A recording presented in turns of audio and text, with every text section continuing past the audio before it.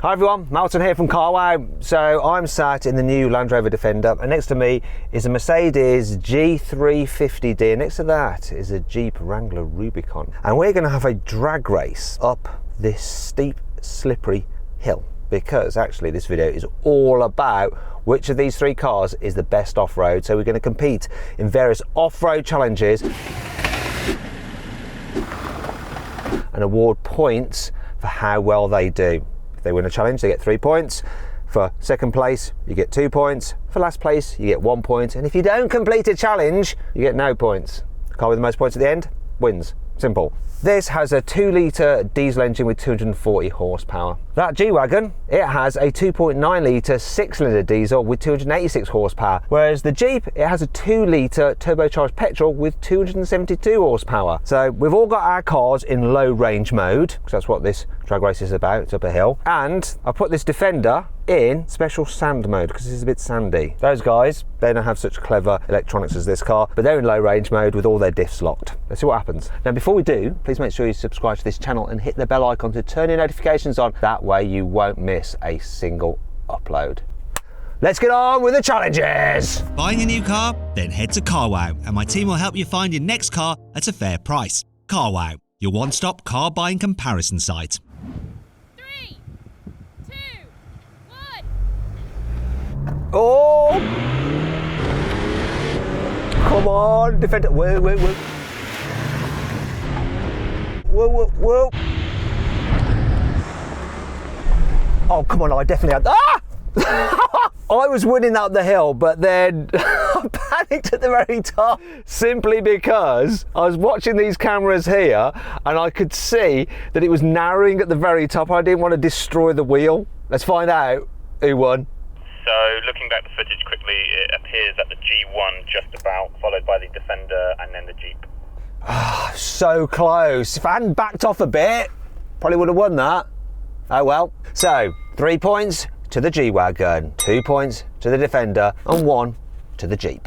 Now we're going to do the exact same thing again, only in reverse. The idea being that you want to be the slowest down the hill rather than the quickest. So the last car to pass that cone wins. So this car has hill descent control. I just put it into auto for the terrain response. I'm already in low range mode, and then I just use this to make my hill descent control as slow as possible. The Jeep has a similar system. You press a button on the dash. You have to have it in manual mode though, in first gear, and then you use the paddle to put it as slow as possible. In fact, that car apparently can go 0.6 of a mile an hour. It's really, really slow. The G though, it's a bit different. You just put it in manual mode in low range. There's no actual hill descent control as such. Apparently it's just slow enough as it is, but we shall see. 3, 2, 1. Oh, come on! Look, I'll just prove that I'm not touching the brake. Oh, that Jeep is slow! Look at it! That G's just gone. It's lost this one. This is going to be close between me and the Jeep. Come on, Land Rover, slow down. Slow down. No, I'm going through a rut and sideways. I just sped up over that bit. Oh no. Oh, that's amazing how slow that is down there. That's a win for the Jeep. 3 points to the Jeep, 2 points to the Land Rover, and 1 point to the Mercedes. So an exact reversal of the previous results, which means it's all square on 4 points each so far. The third challenge is a maneuverability test, which is key when you're off-roading. So we're gonna blast these cars down this little track, go round a hairpin and back on ourselves, and we've got our lovely assistant Graham timing us on his phone, and we're gonna see which car is the quickest. Do you know what? It's good to be back in a G-Wagon. I miss my old G63. I prefer the interior on that though, with the cream leather rather than this dark plastic bits and fake leather. Not so sure about this wood either. I prefer the dark wood in my car. Say my car, it wasn't mine, was it? It was lent to me by Mercedes. Come on, G. We can do it though. Come on. We're going to run all these cars in low range mode, automatic, but with their diff locks off. That'll help them go around the top corner there. See what's going to happen. 3, 2, 1, go! Here he goes off. So that Land Rover Defender starts from £44,000, though that one with the engine that we've got in it and the SE trim, it's £56,000. Turning circles 12.8 metres, but it seems to have made it round that tree in one go, and it's flying. I almost took off there at the last bit. Graham, what time did he get? 19.5. So he went round that course in 19.5 seconds. That is going to be so hard to beat. Don't know if the Jeep can beat it. He's going to have to hammer it. You've got to hammer it, Jeep. Just go for it. 3, 2, 1, go! Its turning circle is slightly better, believe it or not, at 12.4 metres. Oh, this is going to be quick. Come on, he's got to hammer it. I'm not sure whether he won. Let's find out. 18.8. 18.8!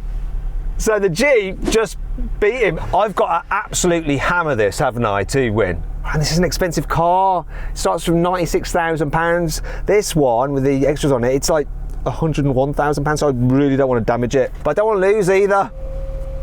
Let's see what happens. 3, 2, 1, go! Oh, this is such an expensive car. The Jeep was only like 50 grand. This is there. And it's going to go round. Come on, go round. I can't hammer it through here because if I get it wrong.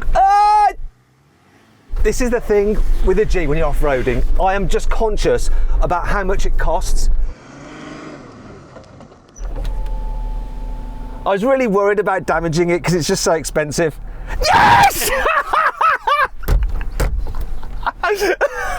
No way! 18.08. Let's see it. Come on. Show the camera.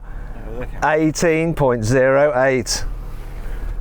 Oh my God. I was careful. Sometimes though, when you're racing, if you're just more steady, you go quicker. First place and 3 points to this Mercedes. Second place and 2 points to the Jeep. And last place and 1 point to the Land Rover. So then, after the third challenge, the scores are 7 for the Mercedes, 6 for the Jeep, and 5 for the Land Rover. Our fourth challenge is about scaling a steep yet slippery slope. So what we're faced with there is quite a gradient, but there's also some rocks in there which are really slippery. Now all these cars are fitted with off-road tyres, though the ones on the Jeep Rubicon are actually better on mud than slippery rocks such as that, so might work against it. What will help it though is the fact that it's the lightest car here, so it weighs 2 tons, whereas that Land Rover, it's 2.4 tons, and this big G is getting on for 2.5 tons. It does have the most torque though to help pull it up. It's got 600 Newton meters. That Land Rover has got 430 Newton meters, and the Jeep has 400 Newton meters. We'll see how that plays out. All these cars are going to run in low range mode for their automatic gearboxes to help them at the slope. The Land Rover is just going to have its terrain response system in automatic, and the car will just use its electronics to figure stuff out. The Jeep and this car have all their diff locks on, but when you do that in them, you don't have any traction control, so that could prove problematic. We'll find out. Okay then, Land Rover, give it your best shot. Be steady at the beginning, then apply power. Oh! Oh my God, that just flew up there. I can't believe how easy that was for it. Oh, that is impressive. Okay, Jeep, over to you. Let's see if you can do that well. Go on, Jeepy boy. Do the Americans proud. Go on.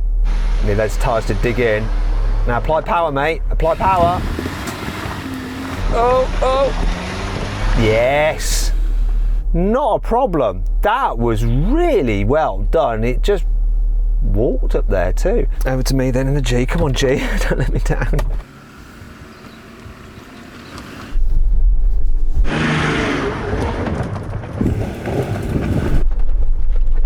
Bouncy, bouncy, but easy peasy. Well, Graham, they all made it up there relatively easy, so it's going to go over to you to decide the order. Which did it the best, do you think, and why? I think the Merc did it the best. Defender second, Jeep third. Why did this do it the best? Less wheel spin. Despite not having any stability control on, those diffs did their job and just hooked up. We just got constant drive. Wasn't it to do with the driver? It might have had something to do with the driver. It definitely did. There's a lot of electronics in the others. Yeah, exactly, you see. The Land Rover, though, was using its electronics. It doesn't have a front and rear diff, does it? It just has a centre diff. But it still did better than the Jeep. Yeah. Why did it do better than the Jeep? I think the tyres were too wide on the Jeep. I think that there weren't so much tyre in contact with the ground. I think that's why the Jeep scrabbled a little bit. So there you go. It may look like it's got the most extreme tyres for off-roading, but they're not actually always the best in all off-road conditions. So then that means that the scores after round 4 are 10 for the Mercedes and 7 for both the Jeep and the Land Rover. Now we come to the 5th challenge, and this is all about wheel travel and approach, departure and breakover angles. So we're going to drive a course which will take us down a hill and onto a slope, and we'll see just how well the cars are at keeping all wheels on the ground. Then we'll drive over a hill and over another hill, then up another slope which will tip the cars on their side once again, and we'll see just how well over that they can keep their wheels as close to the ground as possible for maximum traction. Now I've got a little bit of an advantage being in the Jeep, which I've just moved into. I'm able to decouple my anti-roll bars, and that will mean that the car can actually release its wheels to travel as much as possible. Hopefully it'll help it keep them on the ground so I can keep moving forward. But let's find out. Let's get on with it. Come on, Jeep, you can do it. Right then, let's go. So the Land Rover has fully independent suspension and air springs. Now, independent suspension isn't quite the best solution for off-roading, but it does manage it very well with its clever traction control system. The G-Wagon has independent front suspension, but a rigid axle at the back, which helps push a wheel down when the other's in the air. This has rigid axles front and back, so I'm expecting it to do rather well at this. Hopefully it can keep its wheels on the ground. Parking sensor's going a bit crazy. It's just easy, this. Now we're going over some hills. In terms of approach angle, the Land Rover's ahead. It has 38 degrees. The G, 31 degrees, and this 36 degrees. Breakover for the Land Rover is 28 degrees. It's 26 for the G, and a terrible 19 for this, so I hope it's going to be all right over here. Be all right, Jeep, come on. Yeah, it was, thank God. Departure angle, Land Rover wins again, 40 degrees compared to 30 for the G-Wagon and 31 for this. So the Land Rover wins on paper for all of those numbers. Can I get around here with the diffs on? Diffs are locked, it's not going to like this. Yeah, same as me. Turning circles, not so good on the G-Wagon. Right, back we go. Oh, let's get up there. Up. Here we go. This breakover, oh, I'm not going to bottom out, thank God. Now, coming up this side slope, it's going to be interesting to see which cars can keep their wheels on the ground for as long as possible.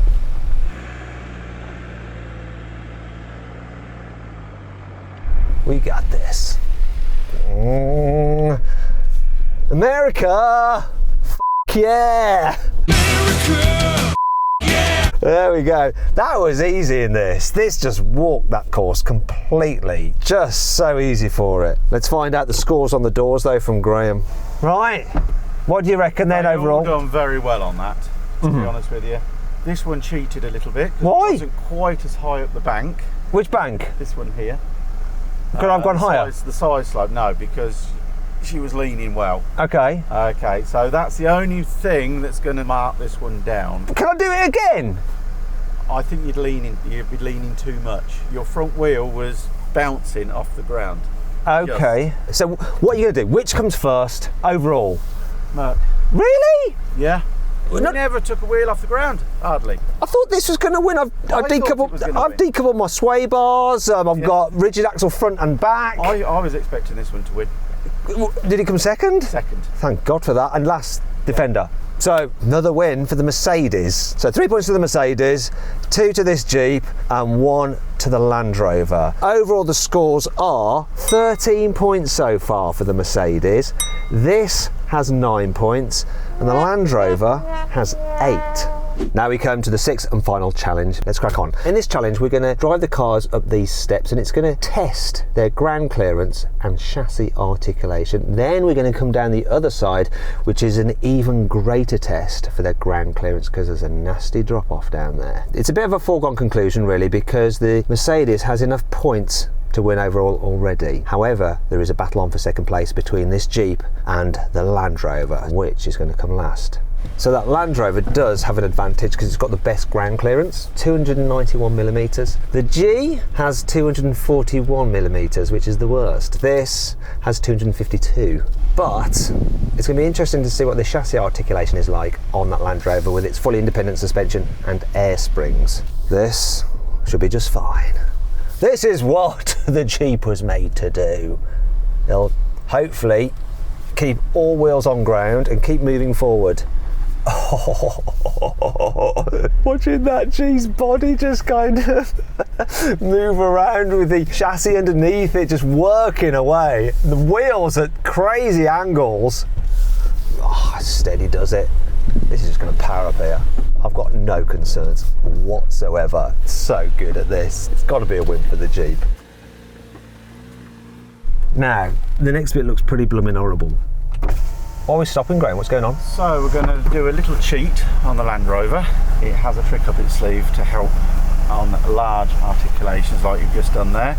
It's got two get you out of jail cards where it'll actually lift the body a little bit higher. How much does each one increase the height by? So it's 20 mil.